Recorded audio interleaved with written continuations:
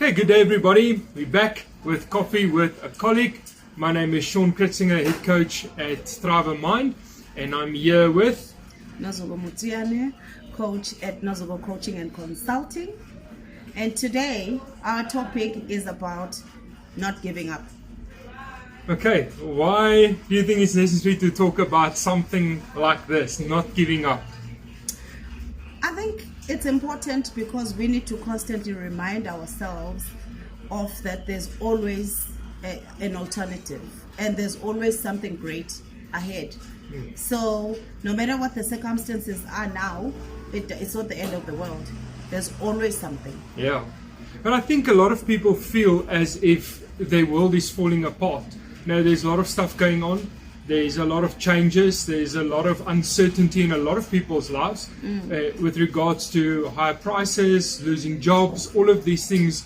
So it's natural to feel that, what's the use? Or, maybe someone has been trying something, a new business, a new venture, a new something for a while, and it is not picking up the way that they wanted to, or they thought it was going to be.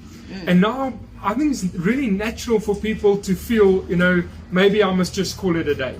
Maybe I must hold on to what I have and not lose more. Or be safe, play it safe. And we tell this to our clients often, to not disregard your feelings. To not pretend you are not feeling what you are feeling. And a lot of people in let's talk about our own country, are feeling that way. Are feeling down, or feeling affected, or feeling hurt or uncertain, or whatever it might be. So it's definitely necessary to talk about not giving up. Definitely. I think a lot of people, or what I found is, a lot of people get to a point, and often someone else brings them to that point. A friend, someone close to you, and they talk you out of it.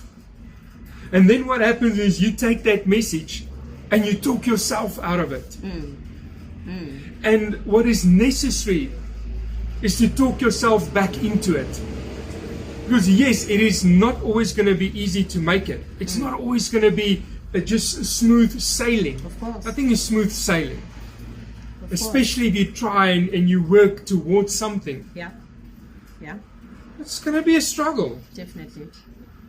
And I think our message is, and the reason we're making this video is to talk people back into it.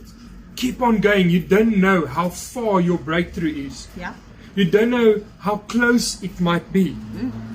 So if you've talked yourself out of it, it is time to cut off those people, or to even cut off your own voice, and to talk yourself, that negative voice, that part of you. Yeah. Don't cut off. You need to talk to yourself. You need to say, get back into it. Yeah. Talk yourself back into it. Yeah, I agree. Talk yourself back into, and go back to where you started and why you started. Yeah. Go back to that message, whatever you told yourself that caused you to start in the first place. Yeah. Go back to that message and talk yourself back into it. Yeah. Find that reason again. Find that drive and that energy. And in the beginning, all of us promised, I'm not going to give up. I'm going to start this thing. Doesn't matter how hard it gets. I'm going to push through until it happens. Yeah. It's like joining a gym. You tell yourself, or going on a new diet. You tell yourself, I'm going to do this. And you put a picture out that this is how you're going to look, etc., etc. And boom, circumstances change. And you can't continue with that gym regime, or whatever the case is, or you relocate, you get a job elsewhere, and all the friends that you were running with and everything that you were doing together are no longer there with you. You have to now talk yourself back into it wherever you are, because the gym may have closed or you may have moved, but the body is still yours, and you still have that responsibility and the promise that you made to yourself. So you need to honor that, because you're honoring you. You're honoring your dream. You're honoring your passion. Same applies to opening a business.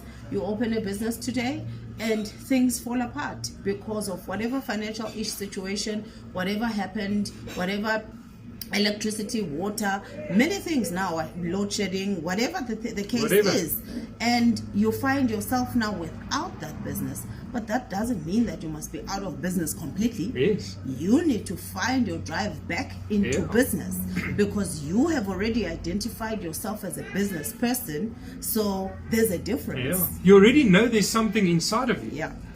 A tip I want to give, and this is, I can say, let's say one of my top tips that I always give people, and this is the reason why, starting something new often doesn't last that long.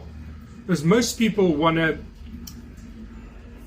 sort of proceed with willpower. And willpower is not a lot. We don't have a lot of willpower. No. It's about 5% of your mind's power. The only way that you can make a success of something, the only way that you can talk yourself back into starting or continuing or whatever, is to use a different kind of power. Not willpower. It won't last long. And that power is desire power. When we have a really deep desire to make something work, a deep desire to continue with something, those are the stuff that lasts. The stuff that we have a deep and strong desire for. Willpower, it won't last. It's like starting a diet and thinking you're gonna, doing something now and thinking you're gonna have results. It won't last. Desire power is what takes people further. So you need to think really hard. Is this thing that I'm doing, do I really want it? Do I have a deep desire for it? It's like being hungry on a road trip and say, okay, are you hungry?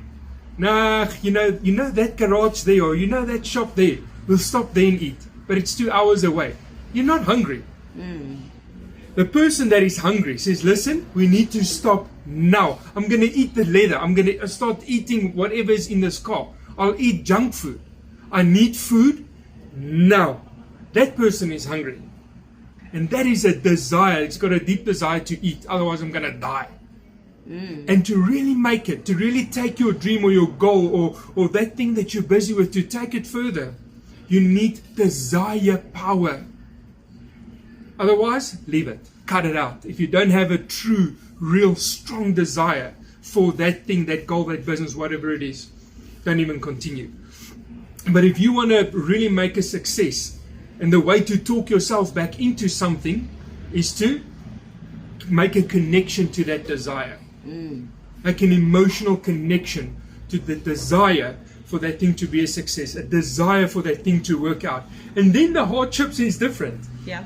Then using willpower and force, and now with all the force and energy I'm coming with, there's just blockation or just